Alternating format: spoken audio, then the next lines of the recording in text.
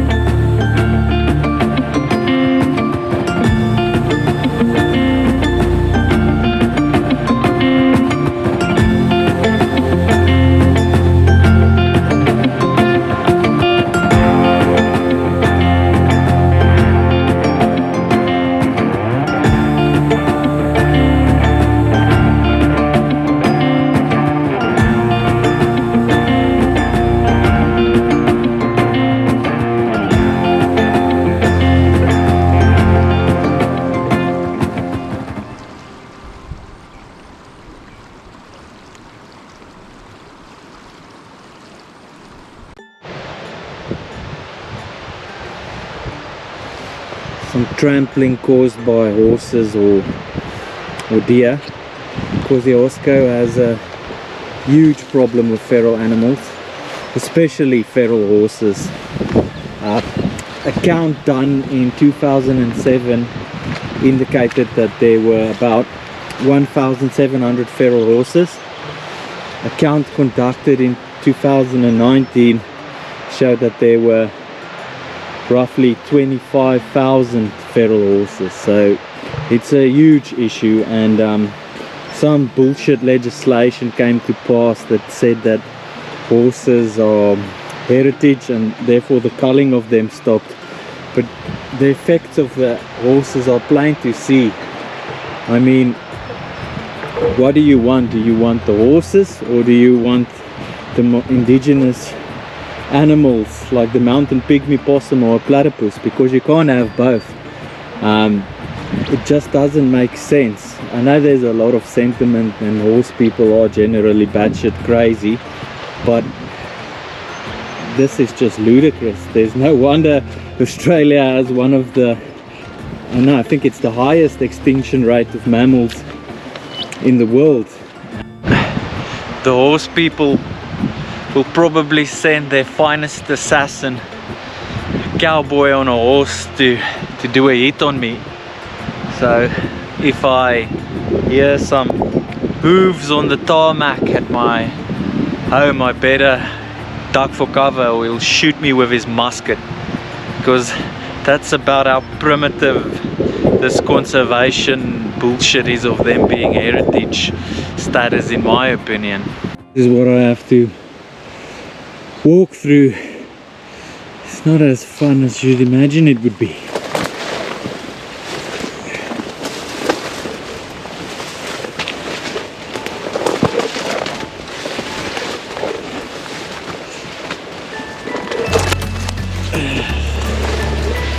starting to doubt if I'll reach the bloody huts.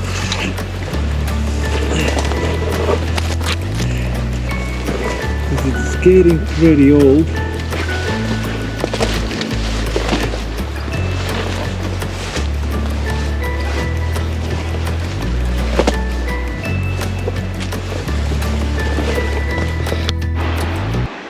After ranting on about horses in the middle of nowhere, I ran around like a headless chicken trying to find a path. Eventually I found something that vaguely resembled a path. It's obvious that someone made a path here long ago. But just look how quickly nature reclaims.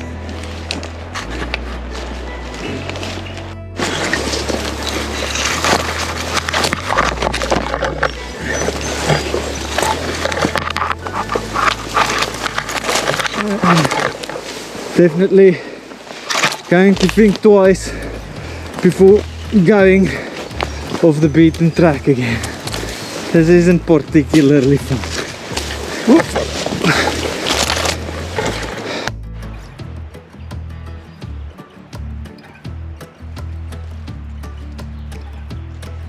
Problem with doing these bloody shots is I'm gonna have to come back and fetch the camera.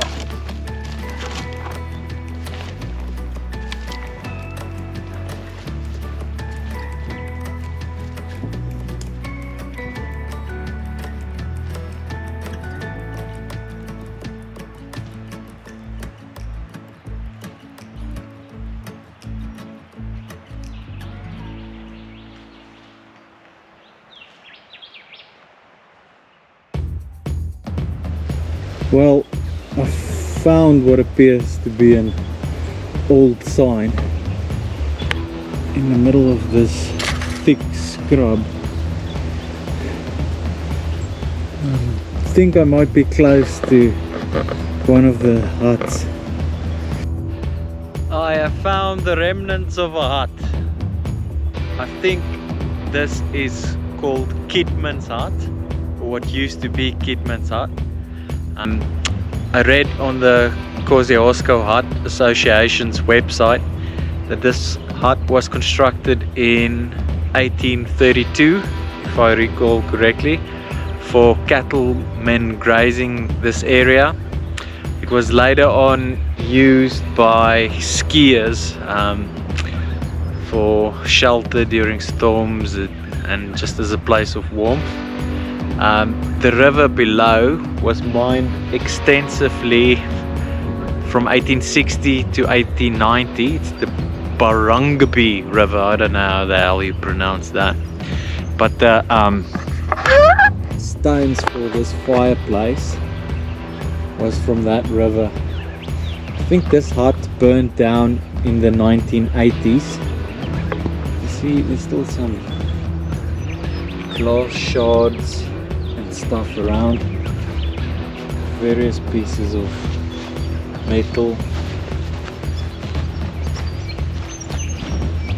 and then another fireplace, but this might just be some campers that were here. So this was, like I mentioned, a major path connecting different gold mines along the river, but you won't be able to see them now because it's just completely overgrown. I just came through there, and if I was a Vietnam veteran I would have had bloody flashbacks of communists ambushing me, so thick was the bloody shrubbery in there. But yeah, I still have to continue, I think by my calculation about 6 kilometers on.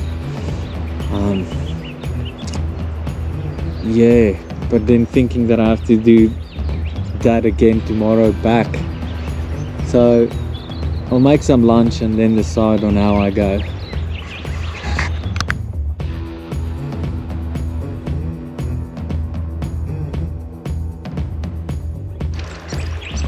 This a little bit further up from the Kidman's hut is what was once the Barangaby hut. Now this was a replacement hut for the Kidman hut, and I think it was constructed 1989 and finished in 1990, predominantly for hikers and skiers. It was lost in the 2003 bushfires. Very little remains. This hut was pretty unique in that it was one of the few approved replacement huts, and there was quite a lot of controversy surrounding this hut because apparently it had a perspex window, and as you can imagine, during the old days, carrying a pane of glass through this bush wasn't ideal. So a lot of, well, most of these huts don't have any type of window. So when they decided to put this window in this hut, some people lost their shit for some reason. You can just imagine Sharon going on about it and ranting to her husband, saying of everything they could have done, they put in a window.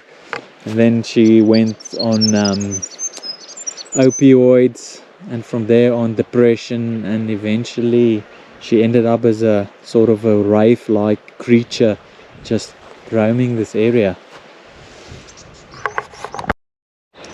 Sometimes things don't go exactly according to plan. Whoopsie. Little mishap. My oil container leaked in the dry bag where all my food is in, so everything is nice and oily. Fortunately it was in the dry bag, so it didn't go over into the clothes and the rest of the compartment. But still a bloody mess. Some feedback I got during my first video was that if I say I'm gonna do some amateur bushcraft, then I should do some amateur bushcraft. So that was a fair enough comment. So I'll attempt to make my first little fire for a sausage sizzle using my ferro rod.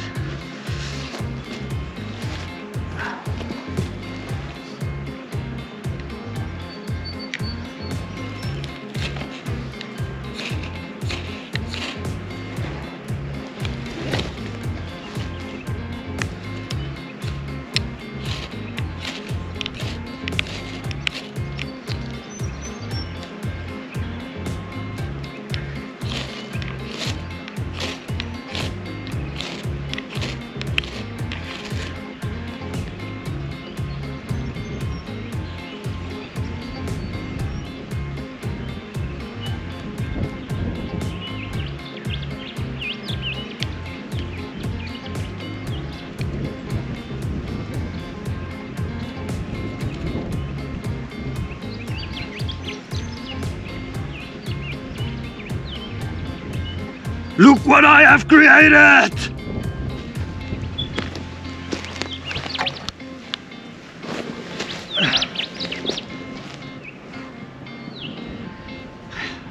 I think I'm gonna call it 2 out of 3 huts. I reckon is good enough.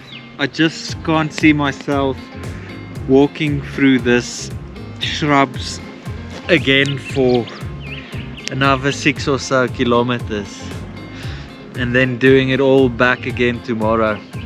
So what I'll do is I'll set up camp now so that that's done, make myself some lunch, and then I'll fish the rest of the day, see if there's any trout around here.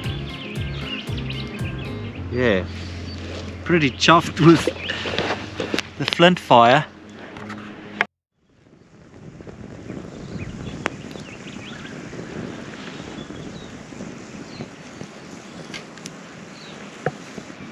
That is my crack cocaine, a cheese Kransky from Barella Butcher.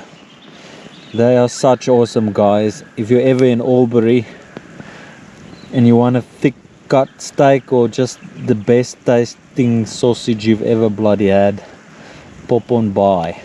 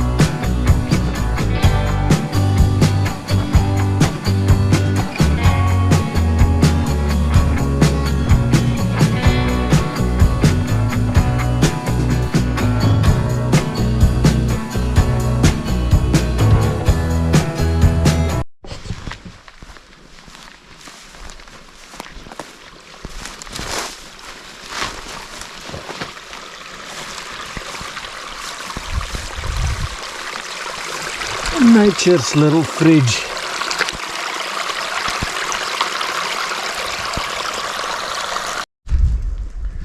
Awesome day. Fishing didn't pay off. Trout eluded me. It was a couple of tiny ones. Nothing to write home about. Got a couple of hits. Anyway, I'm setting up now for the night, and while searching for firewood I came across a little clearing with all these stuff. This is what appears to be a cornerstone. So I think this might have been the hut, Barangabi hut. Don't know what these things are. the roof, or what appears to be the roof or remnants of it, and then this old fireplace, still in pretty good nick.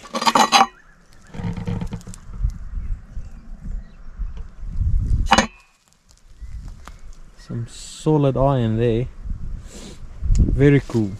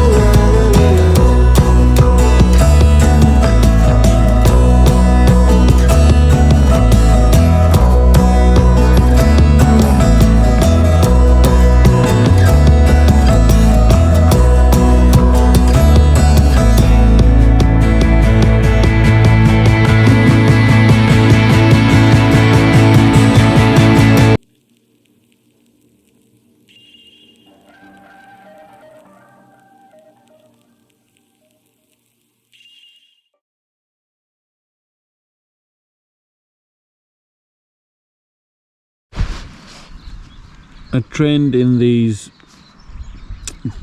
bushcraft type videos lately seems to be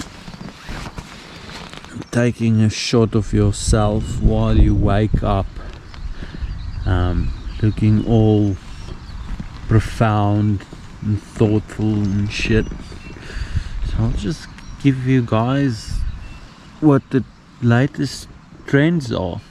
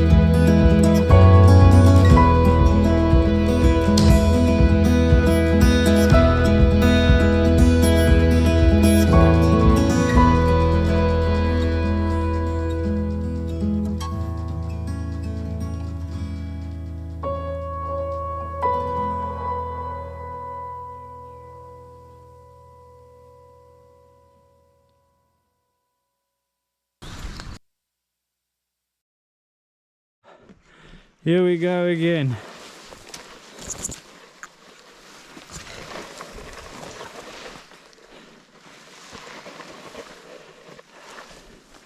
Ah, this sucks.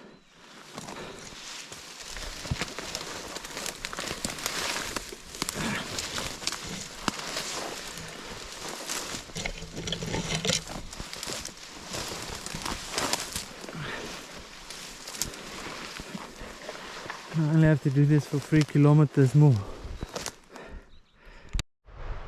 Hot damn! I've never been so happy to see a main road in my bloody life. I have to walk along this fire trail now for 3 to 4 kilometers, then I'll be back at the car.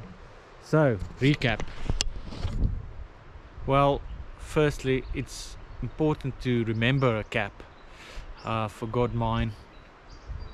Secondly, bulldozing through shrubs bloody sucks, man. Jeez. And it takes a long time to get from A to B through this thicket. I'm happy I did it though. Seeing those huts, or the remnants of those huts, were pretty awesome. Hot, hot, hot, hot, hot, hot, hot, hot, hot, hot. Yeah, pretty awesome trip. Let's get back to the car. I'm bloody starving.